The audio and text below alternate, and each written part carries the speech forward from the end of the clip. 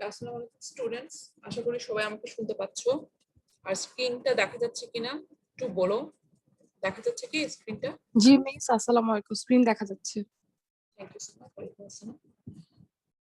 Last ক্লাসে আমরা পুরো কোর্সের ওভারভিউটা একটু বলেছিলাম আমি। তো আজকে আমরা introduction to water supply engineering নিয়ে একটু ডিসকাস করবো। আমি স্লাইডে চলে যাচ্ছি।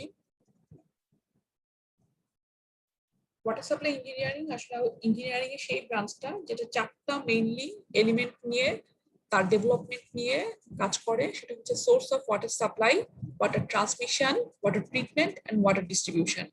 এই চারটা এলিমেন্টের ডেভেলপমেন্ট এবং সেটার রিলিভেন্ট যেই অ্যাকশন ইঞ্জিনিয়ারিং যেই যে মেজারগুলো নেওয়া হয়ে থাকে সেগুলো সবগুলোই ওয়াটার সাপ্লাই ইঞ্জিনিয়ারিং এর মধ্যে অন্তর্ভুক্ত। তো ওয়াটার সাপ্লাই ইঞ্জিনিয়ারিং টার্মটা খুব ফ্রিকোয়েন্টলি ইউজ করা হয় বা ইজিলি যদি আমরা ইউজ করি তাহলে সাধারণত ধরে নেওয়া হয় যে এটা বলা হচ্ছে মিউনিসিপাল ওয়াটার সাপ্লাই সিস্টেম বা মিউনিসিপ্যালিটি ওয়াটার সাপ্লাই ওয়ার্কস নিয়ে এই টার্মটা সাধারণত বেশি ইউজ করা হয়। বাট এটা এই টার্মে লিমিটেড না, এটা ছাড়াও industrial water supply, irrigation, waste water reuse and other পারপাসের ক্ষেত্রেও এই টার্মিনোলজিটা ব্যবহার করা হয়। নেক্সট আমরা চলে যাব, আমি একটু আগে বললাম হচ্ছে ওয়াটার সাপ্লাই ইঞ্জিনিয়ারিং কথাটা, এখন হচ্ছে ওয়াটার সাপ্লাই সিস্টেম যেটা নিয়ে হচ্ছে ওয়াটার সাপ্লাই ইঞ্জিনিয়ারিং ডিল করে, সেই সিস্টেমটা নিয়ে আমরা ডিসকাস করব। তো ওয়াটার সাপ্লাই সিস্টেমের ডেফিনেশনে যাওয়ার আগে আমরা ওয়াটার সাপ্লাই সিস্টেমের এলিমেন্টস গুলো দেখি। এলিমেন্টস গুলো দেখলে খেয়াল করবা একটু আগে ওয়াটার সাপ্লাই ইঞ্জিনিয়ারিং এর যেই ফিল্ড গুলো নিয়ে ডিল করে সেইগুলোই আসলে মেইনলি ওয়াটার সাপ্লাই সিস্টেমের চারটা মেজর এলিমেন্ট। ওয়াটার সাপ্লাই সিস্টেমের চারটা এলিমেন্ট হচ্ছে source of supply, collection system, treatment plant এবং ডিস্ট্রিবিউশন সিস্টেম। এই চারটা যে ইন্টিগ্রেটেড চারটা এলিমেন্ট, সেগুলোর আসলে মেইন কাজ হচ্ছে কোনো একটা পার্টিকুলার সোর্স থেকে, যে সোর্স অফ সাপ্লাই থেকে পানিটাকে কালেক্ট করে ডিস্ট্রিবিউশন সিস্টেমের মাধ্যমে ইন্ডিভিজুয়াল কনজিউমার পর্যন্ত একটা আরবান এরিয়াতে সাপ্লাই করার জন্য টোটাল যে সিস্টেমটা, সেটাই হচ্ছে একটা ওয়াটার সাপ্লাই সিস্টেম। তো এখানে একটা টিপিক্যাল ওয়াটার সাপ্লাই সিস্টেমের যেই মেজর যে এলিমেন্ট গুলো সেগুলো খুব সিম্পলিফাইড একটা ডায়াগ্রামের মাধ্যমে দেখানো হয়েছে। তোমরা যদি একটু খেয়াল করে দেখো, এই পাশে লেফট সাইডে যেটা দেখানো আছে সেটা হচ্ছে একটা সারফেস ওয়াটার বডি। এটা রিভার হতে পারে, লেক হতে পারে। সাধারণত রিভারটা প্রেফারেবল, যেখানে কন্টিনিউয়াস ফ্লোয়িং ওয়াটার থাকবে। এখানে একটা রিভার আছে যেটা হচ্ছে সোর্স অফ সাপ্লাই। তারপর সেখান থেকে দেখো দুইটা পার্ট দেখানো আছে, একটা হচ্ছে ইনটেক আর একটা হচ্ছে পাম্প। দুইটা মিলে হচ্ছে কালেকশন সিস্টেম। ইনটেকটা কি? ইনটেকটা হচ্ছে সেই স্ট্রাকচার বা ডিভাইস যে স্ট্রাকচারটা এই সোর্স থেকে পানিটা কালেক্ট করার জন্য ডিজাইন করা হয়। ঠিক আছে? তো সারফেস ওয়াটার সোর্স থেকে তো আমরা অটোমেটিক্যালি কখনোই পানিটা আসবে না, কারণ সারফেস ওয়াটার সোর্সটা কম্পারেটিভলি আমরা যেই লেভেলে পানিটাকে সাপ্লাই করতে চাই একটা মিউনিসিপাল এরিয়াতে, তার তুলনায় নিচের দিকে থাকে। তো সেইখান থেকে কালেকশন করতে হবে। যদি কালেকশন করতে হয়, ইভেন যদি গ্রাউন্ড ওয়াটার থেকেও কালেকশন করতে হয়, সেটার জন্য একটা সুইটেবল একটা ইনটেক স্ট্রাকচার তৈরি করতে হয়, যে স্ট্রাকচার থেকে পানিটাকে তুলতে পারবে। এবং পানিটা যেহেতু কম্পারেটিভলি একটু আগেই বললাম যে লোয়ার লেভেলে থাকে, যে লেভেলে আমরা সাপ্লাই করছি, পাইপ নেটওয়ার্ক যে লেভেলে থাকবে তার তুলনায় নিচে থাকবে। তো পানিটাকে এই এলিভেশন পর্যন্ত রেইজ করার জন্য এখানে আমাদের পাম্পিং ডিভাইস থাকবে, পাম্প এবং পাম্পিং মেশিনারিজ থাকবে। ইনটেক এবং পাম্প মিলে হচ্ছে কালেকশন সিস্টেম, যেটার মাধ্যমে আমরা সোর্স থেকে পানিটাকে কালেক্ট করছি। Next element municipal water supply সিস্টেমের হচ্ছে ট্রিটমেন্ট।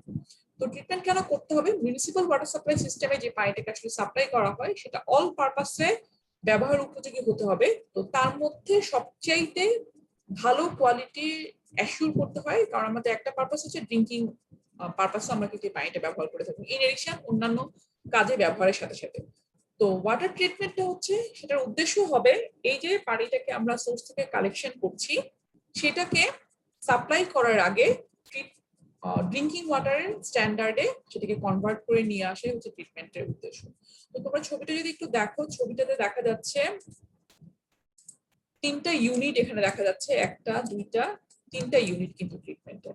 তো ট্রিটমেন্টের মাল্টিপল ইউনিট হতে পারে ওয়াটার ট্রিটমেন্ট ইউনিটের, নট নেসেসারিলি যে তিনটা ইউনিটই, এটা 5টা 6টা ইউনিটও হতে পারে, বা প্রাইমারি মিনিমাম হচ্ছে 3টে ইউনিট হয় সাধারণত, প্রিপারেটরি, প্রাইমারি এবং সেকেন্ডারি ইউনিট সেই 3টাও হতে পারে।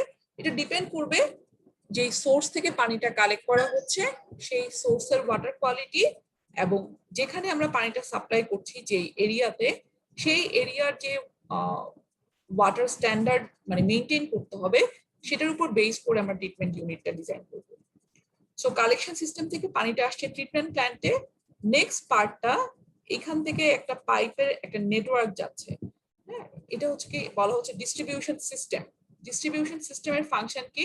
ডিস্ট্রিবিউশন সিস্টেম হচ্ছে পানিটাকে ট্রিটমেন্ট প্ল্যান্ট থেকে যে পানিটা বের হয়ে যাবে সেটাকে প্রপারলি পুরো এরিয়াতে যে পানিতে যে এরিয়াতে সাপ্লাই করতে হবে সেটার মধ্যে পুরোটাকে প্রপার ওয়েতে ডিস্ট্রিবিউট করা। তো ডিস্ট্রিবিউট করতে গেলে এখানে যে লাইন ডায়াগ্রামটা দেখানো আছে তোমরা বুঝতে পারছো কিনা না, যে এখানে যে লাইনটা সেটা কিন্তু হচ্ছে পাইপ নেটওয়ার্ক।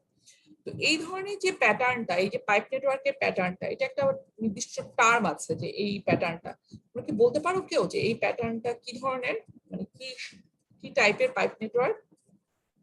কেউ যদি বলতে পারো তো বলতে পারবে?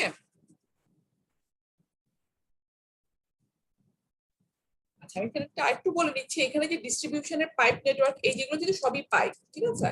এই পাইপগুলো হচ্ছে এই নেটওয়ার্কটা কিন্তু খুব আইডিয়াল একটা ডিস্ট্রিবিউশন পাইপ নেটওয়ার্ক দেখানো আছে। এটা সব সময় কিন্তু হয়তো ফিজিবল নাও হতে পারে এই ধরনের সিস্টেমটা ইন্ট্রোডিউস করাটা।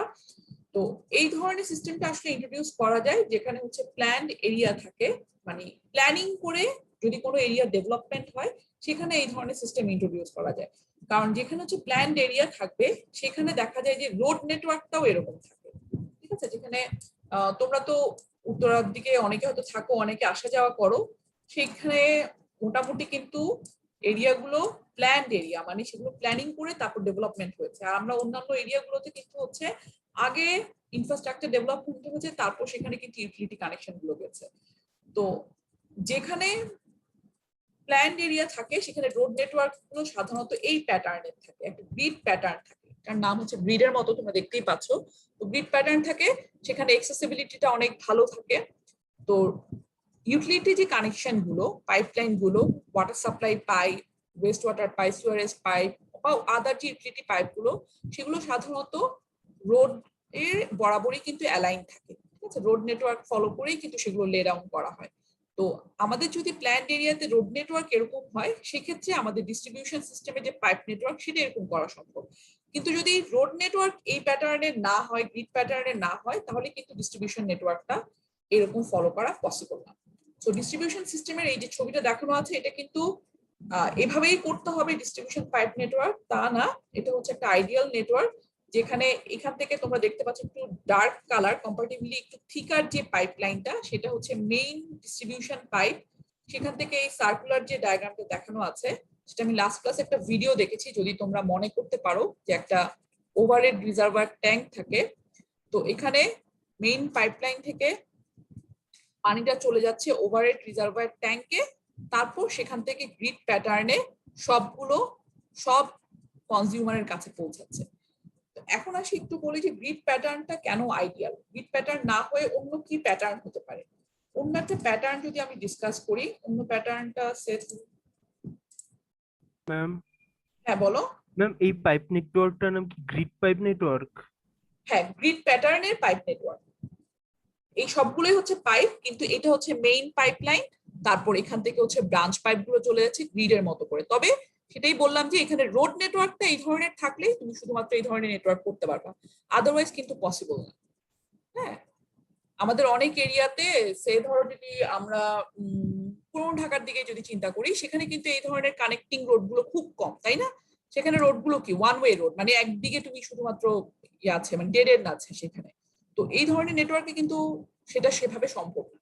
তো ওই ধরনের যদি ডেড এন্ড টাইপের কোনো রোডওয়ে থাকে সেখানে কি ধরনের পাইপিং সিস্টেমটা হবে সেটা একটু খেয়াল করি। যদি আমরা সেখানে পানিটা কি হবে, ধরো এইখানে একটা পাইপলাইন আছে, পানিটা এদিক থেকে এদিকে যাচ্ছে, এটা হচ্ছে আমাদের আপস্ট্রিম, এখানে হচ্ছে আমাদের ডাউনস্ট্রিম। এইখানে প্রবলেমটা কি অ্যারাইজ করবে যদি এই ধরনের পাইপ নেটওয়ার্ক হয়, যে গ্রিড প্যাটার্নের না হয়ে এই ধরনের পাইপ নেটওয়ার্ক হয়, যেখানে একটা ধরো লাইন আছে, সেখান থেকে আমাদের আবার কিছু ব্রাঞ্চ পাইপ আছে, আবার ব্রাঞ্চ পাইপ থেকে ইন্ডিভিজুয়ালি বাসাগুলোতে হয়তো কানেকশন যাচ্ছে। আমি যেগুলো সার্কিটগুলো ড্র করছি সেগুলো ধরে নিচ্ছি আমি ইন্ডিভিজুয়াল কানেকশন পয়েন্ট। ঠিক আছে, এখানে প্রবলেমটা কি হবে দেখো, এখান থেকে পানি যখন আপস্ট্রিম থেকে ডাউনস্ট্রিমের দিকে যাচ্ছে, পানি এখানে যখন ট্রিটমেন্ট করে একটা অর্গানাইজেশন থেকে সাপ্লাই করা হলো মিউনিসিপ্যালিটি এরিয়াতে, এনাফ পানি সাপ্লাই করা হচ্ছে, পানির প্রেশারটাও বেশি আছে। কিন্তু যখনই সেটা আপস্ট্রিম থেকে ডাউনস্ট্রিমের দিকে যাচ্ছে, পানিটা এখানে যা আছে ডাউনস্ট্রিমের পয়েন্টে কি পানি কোয়ান্টিটি কি একই রকম থাকবে নাকি কমে যাবে? ডাউনস্ট্রিমে যারা থাকবে কনজিউমার কমে যাবে মিস। কমে যাবে। এটা একটা ইস্যু, যেটা ওয়াটার সাপ্লাই সিস্টেমে যদি গ্রিড প্যাটার্নের না হয়, মানে প্রপার ডিজাইন না হয়, সেটা একটা ইস্যু তৈরি হবে যে সব কনজিউমাররা এনাফ কোয়ান্টিটিতে পানি পাবেন না। আরেকটা যেটা প্রবলেম হবে, এখানে যখন থাকবে, এখানে যে প্রেসারে পানিটা সাপ্লাই করা হবে ট্রিটমেন্ট থেকে, ট্রিটমেন্ট করে বা এখানে যদি আমার স্টোরেজ রিজার্ভার ট্যাঙ্কও থাকে, ট্যাঙ্ক থেকে আমি এখানে সাপ্লাই করলাম, কিন্তু এখানে ডাউনস্ট্রিমে যেতে যেতে তোমরা তো অলরেডি ফ্লুইডের বেসিক ফ্লুইড মেকানিক্স পড়ে এসছো, যত ফ্লো করতে থাকবে এই পাইপের মধ্য দিয়ে, ফ্লোটা যত হতে থাকবে ডাউনস্ট্রিমের দিকে যেতে থাকবে, তত লিকুইডের এখানে পানির প্রেসারটা কি হতে থাকবে, পানির প্রেসারটাও কিন্তু গ্র্যাজুয়ালি কমে যেতে থাকবে। এখন পানির প্রেসারটাও কিন্তু আমাদের একটা অ্যাকসেপ্টেবল লিমিট আছে, যার থেকে কম হলে সেটা কিন্তু ডিজায়ারেবল না, সেটা কিন্তু কনজিউমারের কাছে সেটা অ্যাকসেপ্টেবল না।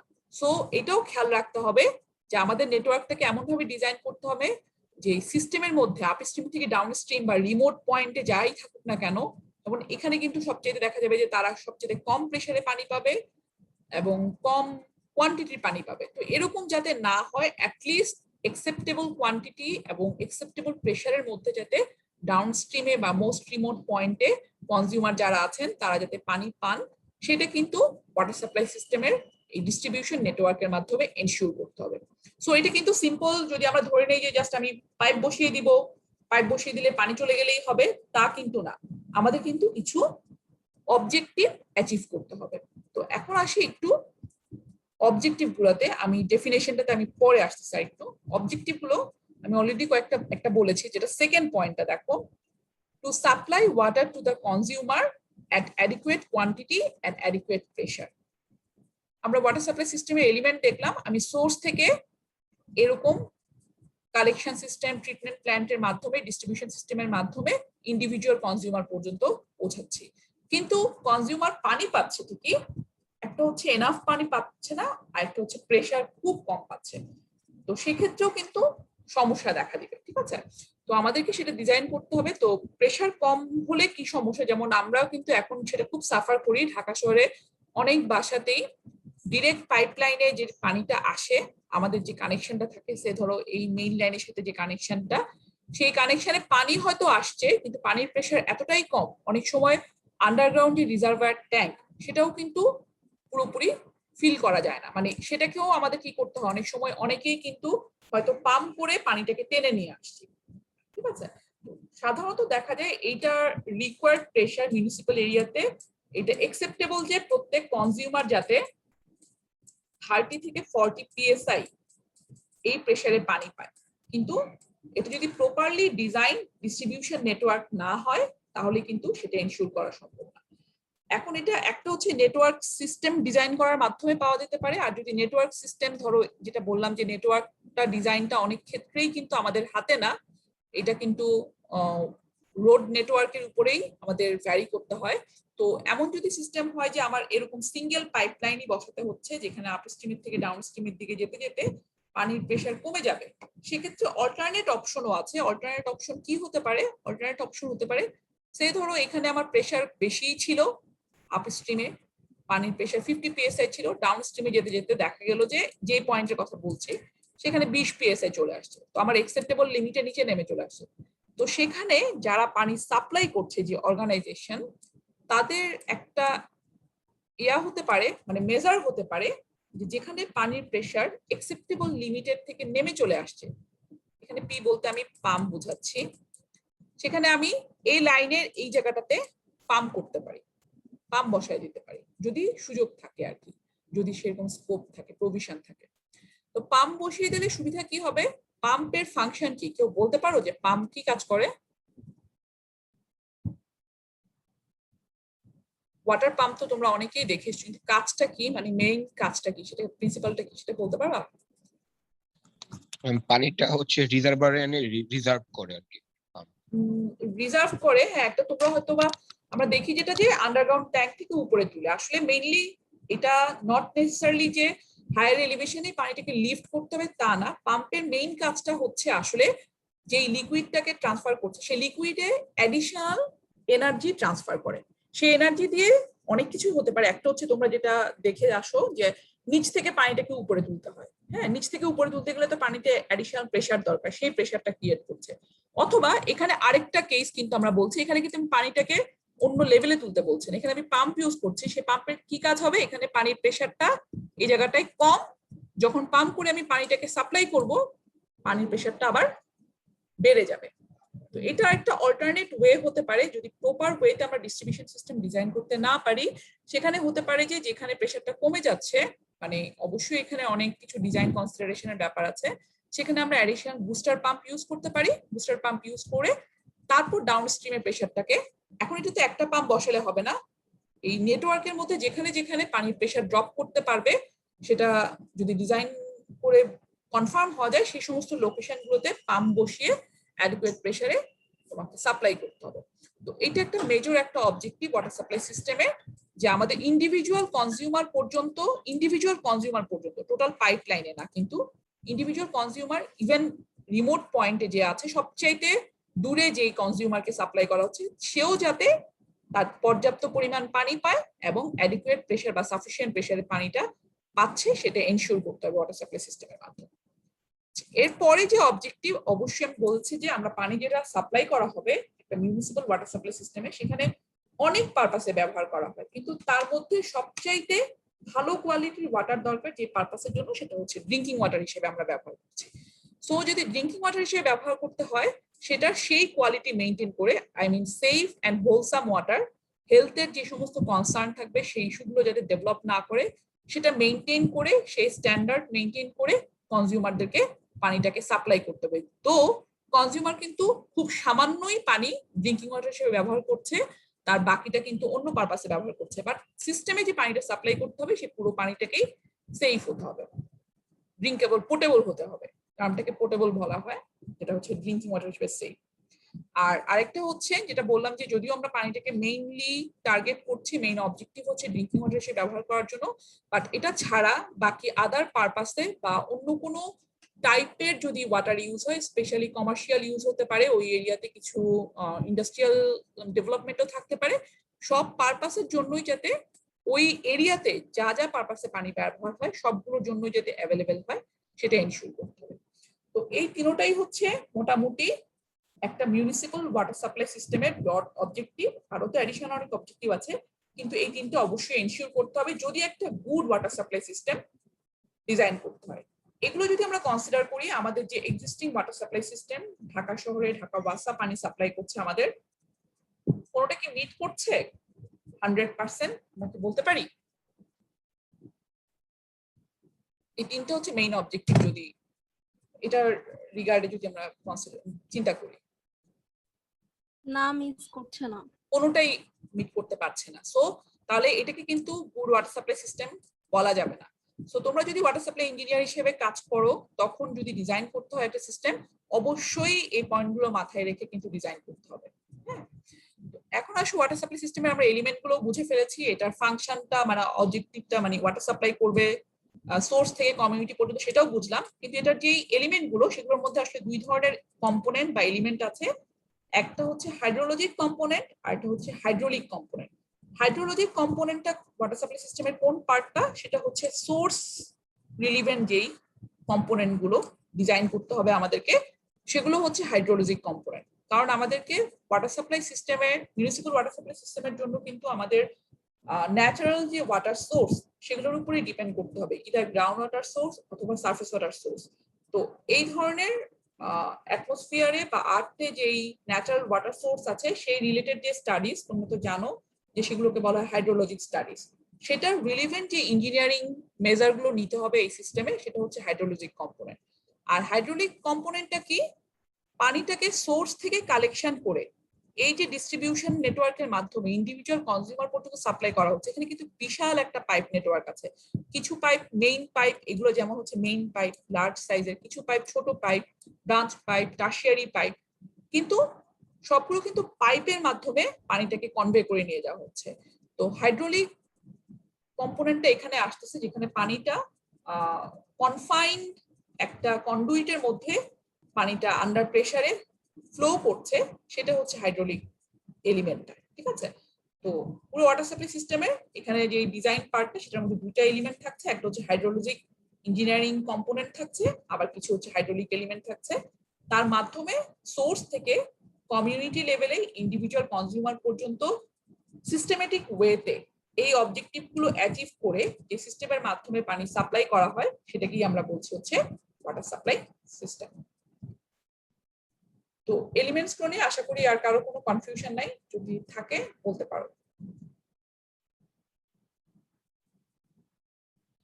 নেক্সট আমি আজকে আমরা আজকে ডিসকাস করব মেইনলি হচ্ছে শুধুমাত্র ফার্স্ট যে এলিমেন্টটা ওয়াটার সাপ্লাই সিস্টেমের মেজর এলিমেন্ট, সেটা নিয়ে সোর্স অফ সাপ্লাই। তো সোর্স অফ সাপ্লাই তো আগে আমি আবারও বলছি যে ওয়াটার সাপ্লাই সিস্টেম বললে মিউনিসিপাল ওয়াটার সাপ্লাই সিস্টেমকেই ইন জেনারেল আমরা বুঝে থাকি।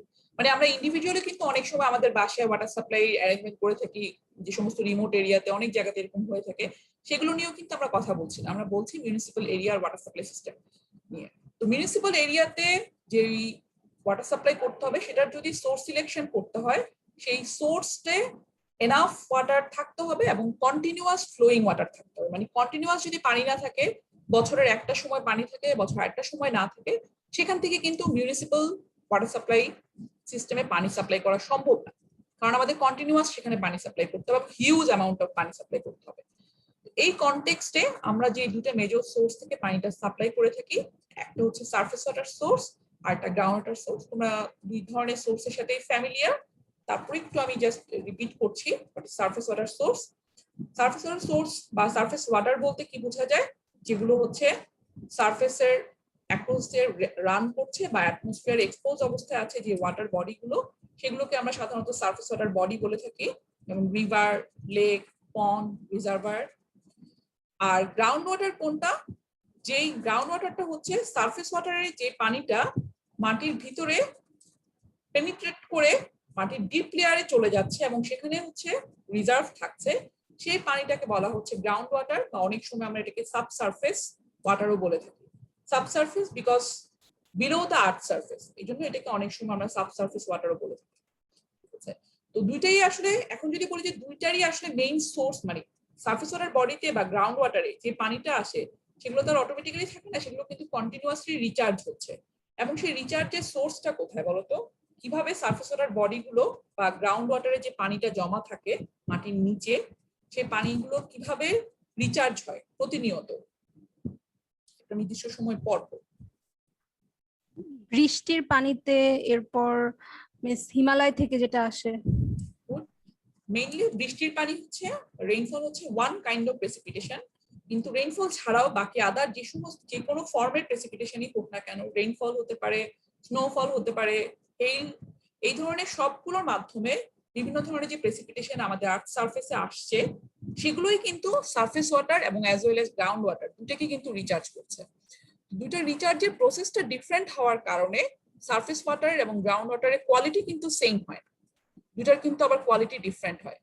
তো সারফেস ওয়াটারটা কিভাবে রিচার্জ হচ্ছে, সারফেস ওয়াটারে অনেক সময় এই ধরনের প্রেসিপিটেশন, রেইনফল বা অন্যান্য ফর্মে যে প্রেসিপিটেশন, সেগুলো কিছু কিছু ক্ষেত্রে ডিরেক্টলি পড়ছে, মানে ওয়াটার বডিতে রিজার্ভ হচ্ছে, আর কিছু কিছু ক্ষেত্রে পানিটা কি হচ্ছে আর্থ সারফেসের উপর দিয়ে ওয়াশ আউট হয়ে তারপর যে এসে এই ধরনের ওয়াটার বডিগুলোতে এসে পড়ছে। তো যখন ওয়াশ আউট হয়ে পানিটা প্রেসিপিটেশনে যে পানিটা সেটা সারফেস ওয়াটার বডিতে পড়ছে, সেখানে যেটা প্রবলেম হচ্ছে, মাটির উপর দিয়ে আসার সময় মাটির উপরে থাকা বিভিন্ন ধরনের যে পলিউটেন্ট গুলো, স্পেশালি সাসপেন্ডেড যে ম্যাটেরিয়াল গুলো, সেগুলোকে কিন্তু ক্যারি আউট করে নিয়ে চলে আসছে সারফেস ওয়াটার বডিতে। দ্যাটস ওয়াই সারফেস ওয়াটার বডিটা দেখা যায় যে সারফেস ওয়াটার যেটা, সেটা খুব হাইলি পলিউটেড থাকে। পলিউশন বলতে এখানে সাধারণত অর্গানিক ইনঅর্গানিক কনসেন্ট্রেশন সেটা বলছি, অ্যাজ ওয়েল এজ তার সাথে সাথে সেখানে মাইক্রো অর্গানিজমের কনসেন্ট্রেশনও কিন্তু অনেক বেশি থাকে। তো মাইক্রো অর্গানিজম থাকলে প্রবলেম কি, অর্গানিজম যেগুলো মাইক্রোস্কোপিক সাইজের সেগুলোকেই আমরা বলছি কিন্তু হচ্ছে মাইক্রো অর্গানিজম, যেগুলোকে সাধারণত আমরা খালি চোখে দেখতে পাই না। তো মাইক্রো অর্গানিজম কয়েকটা টাইপ বলতে পারবে যে মাইক্রো অর্গানিজম কোনগুলো যেগুলো আমাদের জন্য হেলথের জন্য ইস্যু তৈরি করতে পারে বা কনসার্ন হতে পারে, ডিজিজ তৈরি করতে পারে? কিছু মাইক্রো অর্গানিজম বলতে পারবে নাম? মিস ইকোলাই, তুমি একদম স্পেসিফিক ভাবে বলছো, যদি ব্রডার সেন্সে বলি ব্যাকটেরিয়া, ব্যাকটেরিয়া, ভাইরাস, প্রোটোজোয়া, এগুলো হচ্ছে ডিফারেন্ট টাইপের মাইক্রো অর্গানিজম যেগুলো পানিতে বা মাটিতে বিভিন্ন জায়গাতে আমাদের এনভায়রনমেন্টে বিভিন্ন জায়গাতে আছে, ঠিক আছে? তো সব মাইক্রো অর্গানিজমই কিন্তু হার্মফুল তা কিন্তু না। এই এনভায়রনমেন্টে থাকা প্রচুর মাইক্রো অর্গানিজম আমাদের জন্য বিভিন্ন ধরনের উপকারী, মানে এগুলো কিন্তু আমাদের শরীরের জন্য অনেক সময় কিছু ব্যাকটেরিয়া আছে তোমরা যেমন যে ডাইজেশনের জন্য হেল্প করে, এরকম কিন্তু ভালো মাইক্রো অর্গানিজমও আছে। কিন্তু কিছু মাইক্রো অর্গানিজম আছে যেগুলো বিভিন্ন ধরনের ডিজিজ প্রডিউস করতে পারে। অলরেডি আমরা একটা প্যান্ডেমিক সিচুয়েশন আছে তোমরা জানো, সেটাও কিন্তু কি একটা পার্টিকুলার মাইক্রো অর্গানিজম, একটা পার্টিকুলার ভাইরাসের জন্য কিন্তু হচ্ছে। তো এই ধরনের বিভিন্ন ডিজিজ প্রডিউসিং মাইক্রো অর্গানিজম প্রচুর আছে। ইকোলাই যেমন বললে, ইকোলাই হচ্ছে সাধারণত হিউম্যান এক্সক্রিটাতে প্রচুর পরিমাণে থাকে। তো এই ধরনের মাইক্রো অর্গানিজম গুলো যেহেতু এটা সারফেসের উপর দিয়ে ওয়াশ আউট হয়ে ওয়াটার বডিগুলোতে পড়ছে, সেই জন্য সারফেস ওয়াটারে প্রচুর পরিমাণে মাইক্রো অর্গানিজম অ্যাক্টিভলি থাকে। এই কারণে surface water body, surface water যদি আমাদের সোর্স হিসেবে সিলেক্ট করতে হয়, এটা প্রবলেম যেটা হয়, এটা ট্রিটমেন্টটা খুব এক্সটেন্সিভ হতে হয়, এবং তার মানে হচ্ছে ট্রিটমেন্টের যে খরচটা সেটা তুলনামূলকভাবে গ্রাউন্ড ওয়াটারের থেকে অনেক বেশি হয়। কম্পারেটিভলি গ্রাউন্ড ওয়াটারে মাইক্রো অর্গানিজম একদমই থাকে না বললেই চলে, easily free from micro organism. তো কেন ফ্রি ফ্রম মাইক্রো অর্গানিজম? দুটারই কিন্তু সোর্স এক। গ্রাউন্ড ওয়াটারও রিচার্জ হচ্ছে কিন্তু প্রেসিপিটেশন থেকে, বাট গ্রাউন্ড ওয়াটার যখন ট্রাভেল করছে আর্থ ক্রাস্টের মধ্য দিয়ে, তখন সেটা মাইক্রো অর্গানিজম গুলো কি হয়ে যায়, ডিফারেন্ট লেয়ারের মধ্য দিয়ে যখন চলে যেতে থাকে সেগুলো ফিল্টার হয়ে যায়, যার কারণে মাইক্রো অর্গানিজম কিন্তু ওই লেয়ার পর্যন্ত, যেই ফরমেশনে পানিটা স্টোর হচ্ছে, পানিটাকে ধরে রাখছে, গ্রাউন্ড ওয়াটারটাকে ধরে রাখা হচ্ছে, সেই লেয়ার পর্যন্ত দেখা যায় মাইক্রো অর্গানিজম আর যেতে পারে না। উপরের লেয়ারে থাকে, উপরে দুই একটা লেয়ারে থাকতে পারে, বাট নিচ পর্যন্ত যায় না। That's why ground water micro organism free থাকে। বাট গ্রাউন্ড ওয়াটার আরেকটা প্রবলেম আছে, গ্রাউন্ড ওয়াটার যেহেতু মাটির মধ্য দিয়ে ট্রাভেল করে, এবং এই পানি যেহেতু সবকিছুকেই ডিজলভ করতে পারে, মোস্ট অফ দা সলিউটকে এটা ইউনিভার্সাল সলভেন্ট বলা হয়। তো মাটির মধ্য দিয়ে যাওয়ার সময় আমরা জানি যে মাটিতে ডিফারেন্ট টাইপের ইনঅর্গানিক মিনারেল কিন্তু থাকে। এটা এক এক মাটিতে এক এক রকম ভ্যারি করবে অবশ্যই।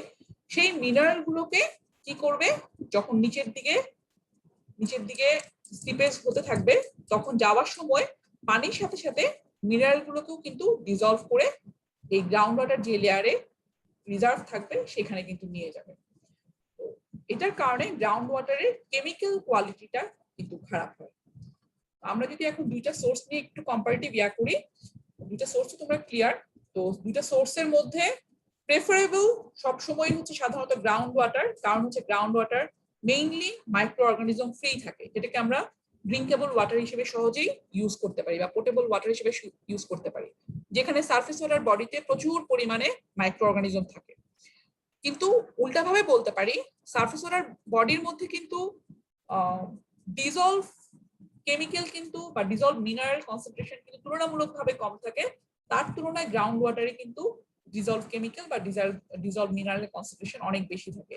তো সেগুলো অনেক সময় কিন্তু প্রবলেম করতে পারে। যেমন তোমরা জানো যে আমাদের দেশের বিভিন্ন জায়গাতে কিন্তু যেখানে গ্রাউন্ড ওয়াটারে আয়রন এবং আর্সেনিকের কনসেন্ট্রেশন অনেক বেশি, সেখানে কিন্তু প্রেফারেবল কিন্তু সারফেস ওয়াটার, সেখানে প্রেফারেবল হচ্ছে সারফেস ওয়াটার, কারণ আয়রন আর্সেনিক কিন্তু কার্সিনোজেনিক। তোমরা জানো যে একটা নির্দিষ্ট কনসেন্ট্রেশনের বেশি হলে সেটা আমাদের জন্য ক্ষতি হতে পারে। তো এই ধরনের মিনারেল কন্টেন্ট গুলো কিন্তু গ্রাউন্ড ওয়াটারের ক্ষেত্রে বেশি থাকবে, সেটা সারফেস ওয়াটারে থাকে না, কারণ সারফেস ওয়াটারে এই ধরনের মাটির মধ্য দিয়ে এভাবে যেহেতু ওয়াটার সিপেজ হচ্ছে না, তার কারণে সেটা অ্যাবসেন্ট। হ্যালো, জি মিস। হ্যাঁ, মাঝখানে মনে হয় ইয়া হয়ে গেছে, আবার শেয়ার করছি।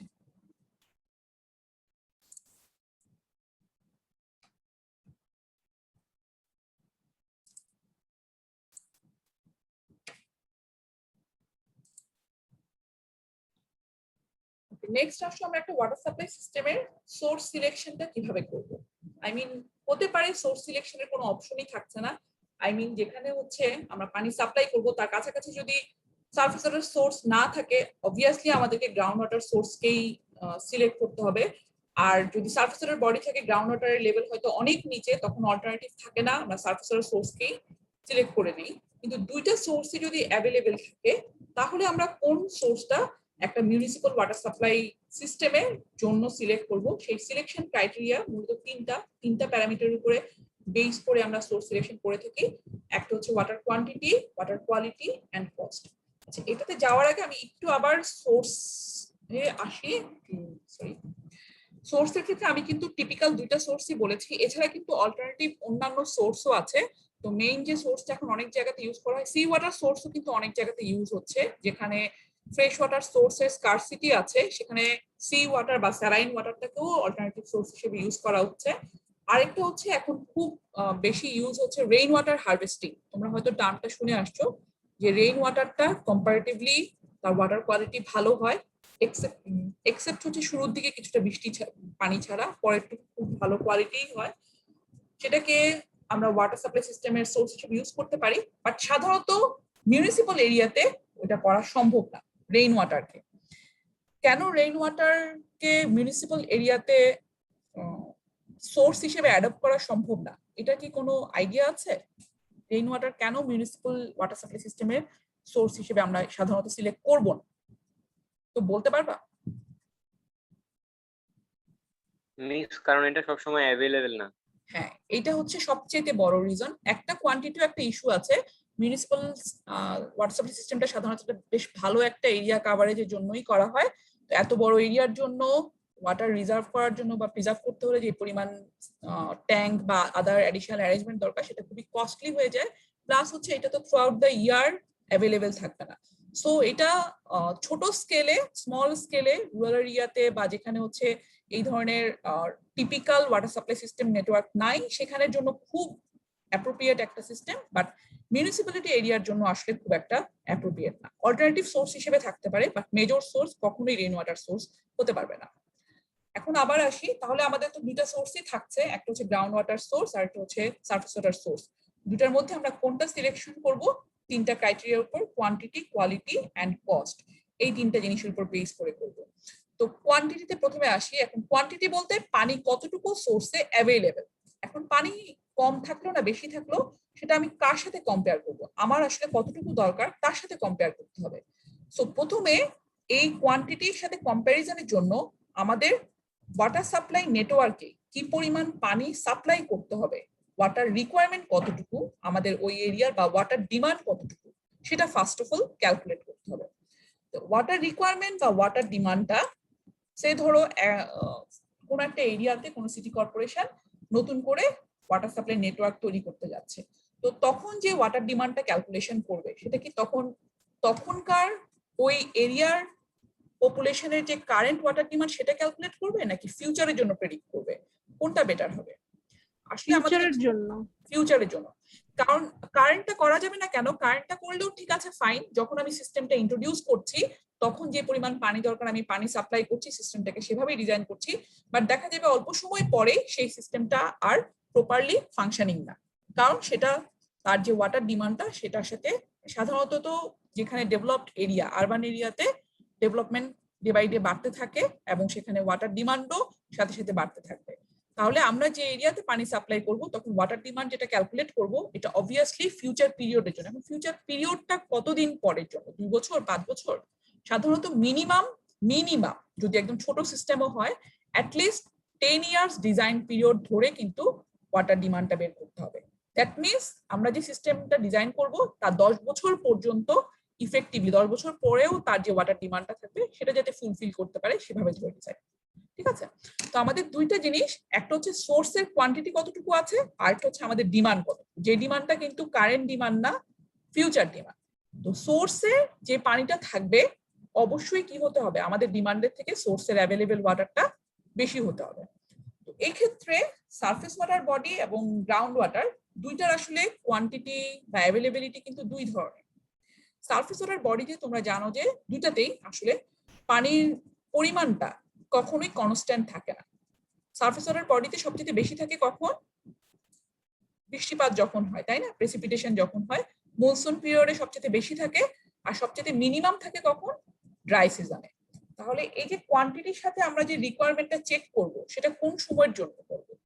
কোন সময়টা সবচেয়ে ক্রিটিক্যাল? যখন সবচেয়ে সোর্সে আমার পানিটা কম থাকবে, ঠিক আছে?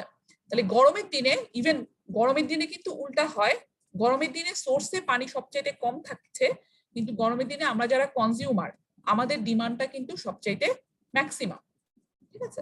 তাহলে আমাদেরকে চেক করতে হবে কিউ মিনিমাম, যেটা সারফেস ওয়াটার বডিতে মিনিমাম কখনের, একটু বলো মিনিমামটা কখনের? ড্রাই সিজনে। হ্যাঁ, ড্রাই সিজনে কিউ মিনিমাম যেটা, সেটা হতে হবে কিউ যে ডিমান্ড, যেটা ফ্লো রেট, যেটা আমাদেরকে সাপ্লাই করতে হবে ফিউচার ডিমান্ডের অনুযায়ী, সেই সাপ্লাই থেকে অবশ্যই মিনিমাম যে সময় থাকবে তার যে ফ্লো রেটটা থাকবে তা বেশি হতে হবে। সমান সমান হলে কিন্তু চলবে না। সমান সমান হলে কি প্রবলেম অ্যারাইজ করবে? চিন্তা করে দেখো যে তোমার একটা ধর নদী থেকে আমি পানি নিচ্ছি, আমার যার ডিমান্ড, হাইয়েস্ট ডিমান্ড হচ্ছে ড্রাই সিজনে, আমি কাছাকাছি ওই পরিমাণ পানি এক্সট্রাক্ট করে ফেলছি। তো আমি যদি 1 বছর 2 বছর এইভাবে করে বেশিরভাগ পানিটাই ড্রাই সিজনে এক্সট্রাক্ট করে ফেলি, ওই নদীটা আস্তে আস্তে কি হবে? ড্রাই আউট হয়ে যাবে না? এইটা হতে দেওয়া যাবে না। আমাদেরকে এটা খেয়াল রাখতে হবে, lowest available flow, I mean surface water সোর্সে যেই সবচেয়ে কম পানি যে সময় থাকবে, সেটা কি will be greater than the water requirement, and sufficient flow will also be available in the stream after the withdrawal of water to maintain its natural course. Water requirement থেকে তো বেশি হতেই হবে, এবং পানি উইথড্র করার পরেও স্ট্রিমের মধ্যে এনাফ ওয়াটার থাকতে হবে, যেই ওয়াটারটার মাধ্যমে এই স্ট্রিমটা তার ন্যাচারাল যে পাথটা সেটা মেনটেন করতে পারে। এটা যাতে এরকম না হয় যে কয়েক বছর পরে আমি ওই সোর্সটা যেটা সিলেক্ট করছি সেখান থেকে এত বেশি পরিমাণে পানি উইথড্র করছে যে ওইটা পার্মানেন্টলি ড্রাই আউট হয়ে যাচ্ছে, ঠিক আছে? তো এইটা আমাদেরকে অবশ্যই খেয়াল রাখতে হবে। এইভাবে করে আমাদেরকে কম্পারিজনটা করতে হবে যে সারফেস ওয়াটারে পানি আছে কিনা, ওই সোর্সটা আমরা সিলেক্ট করতে পারবো। এটা গেল সারফেস ওয়াটার সোর্সের ক্ষেত্রে, যে যখন সবচেয়ে কম পানি থাকবে সেটা যাতে আমাদের ডিমান্ডের থেকে অনেক অনেক বেশি থাকে, যাতে পানি উইথড্র করার পরেও এটার মধ্যে কিছু পানি থাকে যাতে তার ন্যাচারাল কোর্সটা মেনটেন করতে পারে। কিন্তু গ্রাউন্ড ওয়াটারের ক্ষেত্রে আমরা কিভাবে করব? দেখো, গ্রাউন্ড ওয়াটারের ক্ষেত্রে আমি যদি একটা কূপ, সিম্পল কূপের কথাই তোমরা ধরো, যেখান থেকে আমরা ওয়াটার লেভেলটা খুব ইজিলি ভিজুয়ালাইজ করতে পারি। কূপের মধ্যে বা ওয়েলের মধ্যে পানির লেভেলটা কিন্তু থ্রু আউট দ্য ইয়ার সবসময় সমান থাকে না। বৃষ্টিপাতের সময় যখন পানি ভরে যায়, সিপেজ বা অন্য সামহাও যখন গ্রাউন্ড ওয়াটারের যে লেভেলটা, যে ফরমেশনটাতে পানি স্টোর থাকে সেটা ভরে যায়, তখন কিন্তু পানির লেভেল উপরে উঠে আসে। আবার যখন ড্রাই সিজন থাকে তখন কিন্তু পানির লেভেলটা কমে আসে। তো আমরা তো পানি যে কোনো সময় এক্সট্রাক্ট করতে পারি, গ্রাউন্ড ওয়াটারটা তো সবসময় কম বেশি অ্যাভেলেবেল থাকে। তো আমরা আসলে কতটুকু এক্সট্রাক্ট করবো সেই কোয়ান্টিটিটা কিসের সাথে কম্পেয়ার করব? আমরা আসলে কম্পেয়ার করব এই ড্রপ অ্যান্ড রিচার্জটা, এটা আমরা চেক করব। পানির লেভেল এখানে ছিল, ড্রাই সিজনে এখানে নেমে যাচ্ছে, আবার দেখা যাচ্ছে যে রেইনি সিজনে এটা এখানে উঠে যাচ্ছে। তো এই রেকর্ডটা আসলে তুমি বললে যে বছর আমি ডিজাইন করব সেই বছরের রেকর্ড তো আমি পাবো না, সেটা করতে গেলে অনেক সময়ের ব্যাপার। প্রিভিয়াস ইয়ারের ওই যে গ্রাউন্ড ওয়াটারের ফরমেশনটা, সেখান থেকে আমরা এই রেকর্ডটা দেখবো যে এখানে পানির লেভেলটা কতটুকু উঠানামা করে। তো কতটুকু উঠানামা করলে আমি কি পাবো? আসলে এই যে উঠানামা করছে এটাই কিন্তু অ্যানুয়াল গ্রাউন্ড ওয়াটার কতটুকু রিচার্জ হচ্ছে তার পরিমাণটা। বুঝতে পারছো? কারণ কি পানি এতটুকু নামছে, এটা আবার উঠে যাচ্ছে কেন?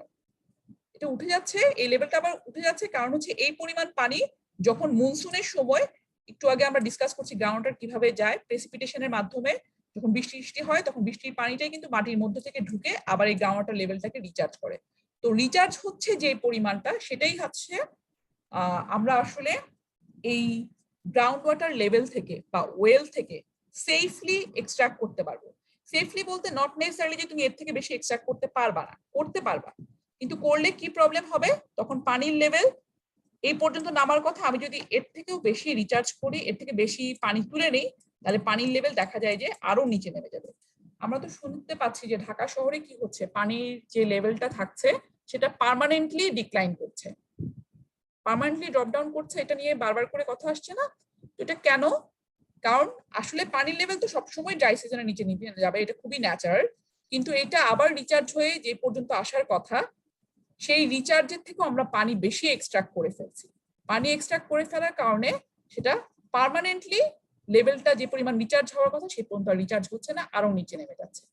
তো এইটা হচ্ছে গ্রাউন্ড ওয়াটার থেকে ওয়াটার কালেকশনের সময় কনসিডারেশন। গ্রাউন্ড ওয়াটার থেকে ওয়াটার কালেকশনের সময় আমাদের খেয়াল রাখতে হবে যে গ্রাউন্ড ওয়াটার সোর্সটা কি পরিমাণ রিচার্জ হচ্ছে, অ্যানুয়াল রিচার্জ। এটা তো ডেইলি বেসিসে হয় না, এটা তো অ্যানুয়ালি রিচার্জ হবে। তো অ্যানুয়ালি যে পরিমাণ রিচার্জ হচ্ছে সেই রিচার্জটা যাতে আমাদের ডিমান্ডের থেকে কি হবে বলো তো, অ্যানুয়াল রিচার্জের থেকে ডিমান্ড থেকে রিচার্জ বেশি হতে হবে। রিচার্জ বেশি হতে হবে। অ্যানুয়াল রিচার্জটা যদি গ্রাউন্ড ওয়াটার আমাদের যে ডিমান্ডটা তার থেকে বেশি হয় তাহলে আমরা এই শুধুমাত্র সোললি গ্রাউন্ড ওয়াটারের উপরে বেস করে আমরা সিস্টেমটাকে ডিজাইন করতে পারবো। তো সিস্টেমটা ডিজাইন করার সময় অবশ্যই আমরা ওয়েল কনস্ট্রাক্ট করতে হয়, তোমরা সেটা জানো। তো ওয়েল সাধারণত শ্যালো ওয়েল কনস্ট্রাক্ট করা, শ্যালো ওয়েল থেকে ওয়াটার ট্যাপিং করে ইজিলি পানি সাপ্লাই করা যদিও ইজি, কিন্তু শ্যালো ওয়েল যেটা থাকে মানে শ্যালো ডেপথে যে পানিটা থাকে সেটা সাধারণত টেম্পোরারি থাকে এবং খুব দ্রুতই শুকিয়ে যায় ড্রাই সিজনে। সেখান থেকে সাধারণত আমরা কন্টিনিউয়াস সাপ্লাই পাই না। আমাদের যদি ওয়াটার সাপ্লাই সিস্টেমের পানি নিতে হয় সেখানে গ্রেটার ডেপথে মানে অনেক ডেপথে ডিপ টিউবওয়েল এখানে ইনস্টল করতে হবে, সেখান থেকে মোটামুটি কনস্ট্যান্ট ওয়াটার পাবো। কিন্তু অবশ্যই কতটুকু এক্সট্রাক্ট করবো সেটা কিন্তু আমি আবারও বলছি এটা ডিপেন্ড করবে অ্যানুয়াল রিচার্জের উপরে।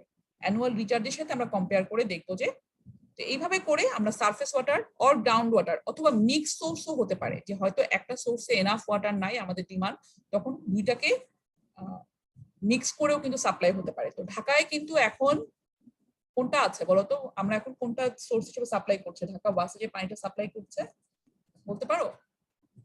গ্রাউন্ড ওয়াটার আর surface water or mix source? এটা কিন্তু মিক্স সোর্স। হ্যাঁ, অনেক জায়গাতে হচ্ছে ডিরেক্টলি ডিপ টিউবওয়েল থেকে দেওয়া হচ্ছে, আবার অনেক জায়গাতে ট্রিটমেন্ট প্ল্যান্ট থেকে যে পানিটা আসছে সেটা কিন্তু সারফেস ওয়াটার বডি থেকে আসে, শীতলক্ষার পানিকে ট্রিট করে সেটা সাপ্লাই করা হচ্ছে। এটা বললাম যে আসলে ডিমান্ডের সাথে এটা একটা আসলে আছে। এখন ডিমান্ড বেশি, তুমি শুধুমাত্র সোললি গ্রাউন্ড ওয়াটারের উপরে এটার উপরে কিন্তু ডিপেন্ড করা যাবে না, ডিপেন্ডেন্সি কমাতে হবে, কারণ আদারওয়াইজ পার্মানেন্টলি ওয়াটার লেভেলটা ডিক্লাইন করে যাবে। তো কোয়ান্টিটিটা একটা মেজর ইস্যু, কোয়ালিটিও একটা ইস্যু। কোয়ালিটি একটু আগে আমরা ডিসকাস করে আসছি, কম্পারেটিভলি গ্রাউন্ড ওয়াটারের তুলনায় সারফেস ওয়াটারের কোয়ালিটি হচ্ছে খারাপ হয় with respect to micro organism and suspended particle. ঠিক আছে, সাসপেন্ডেড পার্টিকেলের পরিমাণটা দেখা যায় যে সারফেস ওয়াটারে অনেক বেশি থাকে, আর মাইক্রো অর্গানিজমও সারফেস ওয়াটারে অনেক বেশি থাকে। ঠিক আছে, তুলনামূলকভাবে মাইক্রো অর্গানিজম গ্রাউন্ড ওয়াটারে একদমই অ্যাবসেন্ট, এবং সাসপেন্ডেড পার্টিকেল, সাসপেন্ডেড বলতে হচ্ছে পানিতে যেগুলো ভেসে থাকে সেগুলোর কথা বলছি আর কি, সেগুলো একদমই কম থাকে। মাইক্রো অর্গানিজমও অ্যাবসেন্ট থাকে, সাসপেন্ডেড পার্টিকেলও খুব কম থাকে। কিন্তু গ্রাউন্ড ওয়াটারে আবার আরেকটা প্রবলেম হচ্ছে, গ্রাউন্ড ওয়াটারের কেমিক্যাল কোয়ালিটি কিন্তু অনেক জায়গাতেই খুব খারাপ হয়। তো সেইটা অনুযায়ী কোয়ালিটি অনুযায়ী অ্যাকর্ডিংলি আমাদেরকে ট্রিটমেন্ট প্ল্যান ডিজাইন করতে হয়। কিন্তু সারফেস ওয়াটার সোর্সকে আসলে ট্রিট করতে গেলে দেখা যায় যে অনেক বেশি ট্রিটমেন্ট, এক্সটেন্সিভ ট্রিটমেন্টের দরকার হয় এবং ট্রিটমেন্টের খরচটা অনেক বেশি হয়। তো এটাও আমাদের মাথায় রাখতে হবে যে পানি আছে বেশি, কিন্তু সারফেস ওয়াটার সোর্সে পানি আছে বেশি, কিন্তু ওটা কিন্তু যদি আমি সাপ্লাই সিস্টেমে ওটাকে সাপ্লাই করতে যাই আমার কিন্তু হিউজ ট্রিটমেন্ট করতে হবে, এবং সেটার ওভারঅল কস্টিংটা আলটিমেটলি তো দিন শেষে কনজিউমারের ঘাড়েই পড়বে। তো সেই টাকাটা, সেই কস্টটা আমাদের কিন্তু হিসাব করতে হবে, যে কোয়ালিটিটাও কনসিডার করে যে ট্রিটমেন্টের খরচ কিরকম পড়বে সেটাও কিন্তু একটা কনসিডারেশন সোর্স সিলেকশনের জন্য। নেক্সট কনসিডারেশন হচ্ছে কস্টিং। কস্ট তো সবসময়ই যখনই আমরা একটা ডিজাইন করতে যাই না কেন, কস্ট একটা ইস্যু, একটা প্যারামিটার থাকেই আমাদের ডিজাইন কনসিডারেশনে। তো এখানে কস্ট বলতে সোর্সের ক্ষেত্রে কিসের কস্ট? সোর্সের ক্ষেত্রে হচ্ছে ইনিশিয়াল একটা ডেভেলপমেন্ট কস্ট থাকে, অপারেশনাল কস্ট থাকে এবং মেইনটেনেন্স কস্ট থাকে।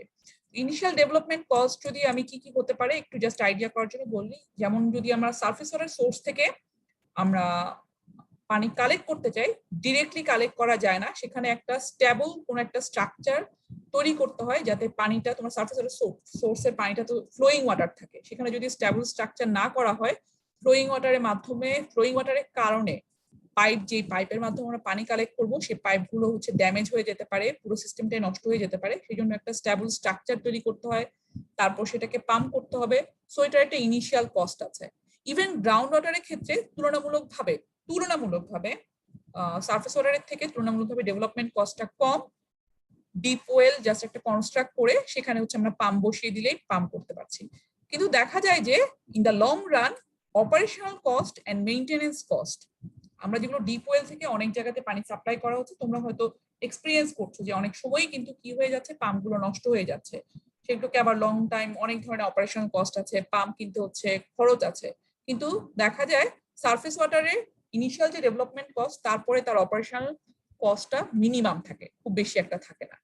সো এগুলো খেয়াল রাখতে হবে যে কোন সোর্স থেকে নিব, কারণ এক একটার ডেভেলপমেন্ট কস্টটা দেখা যায় যে সারফেস ওয়াটারের ক্ষেত্রে বেশি, but operational and maintenance cost কম। আর গ্রাউন্ড ওয়াটারের ক্ষেত্রে সাধারণত উল্টাটা হয়, ইনিশিয়াল কস্টটা তুলনামূলকভাবে কম হলেও অপারেশনাল এবং মেইনটেনেন্স কস্টও বেশি হয়, হ্যাজেলও বেশি হয়, সেটাকে প্রপারলি মেইনটেইন করতে হয়।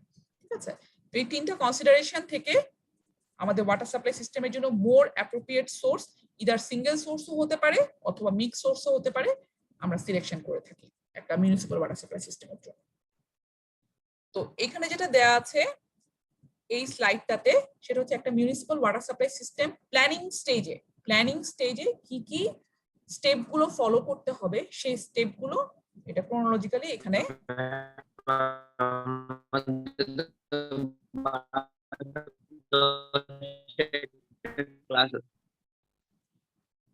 আমি সরি, আমার ইন্টারনেট কানেকশন হয়তো আনস্টেবল, আমি তোমার কথা ক্লিয়ারলি শুনি না, একটু কি কাইন্ডলি আবার রিপিট করবে? ম্যাম আমাদের 12:10 আর একটা ক্লাস আছে। 12:10 বেজে গেছে আগে, আচ্ছা আচ্ছা ঠিক আছে, 12:10 বেজে গেছে না, আচ্ছা ঠিক আছে, ওকে তাহলে আজকে এই পর্যন্ত থাকুক, নেক্সট ক্লাস আমরা করব। আর আমি শেয়ার করে দেব অ্যাটেন্ডেন্সটা, আমি পার্টিসিপেন্ট লিস্ট থেকে আমি নিয়ে নিব, আলাদা করে দেওয়ার দরকার। ওকে, থ্যাংক ইউ সো মাচ, তোমার লিভ করতে পারো। Assalamu alaikum. ওয়ালাইকুম আসসালাম।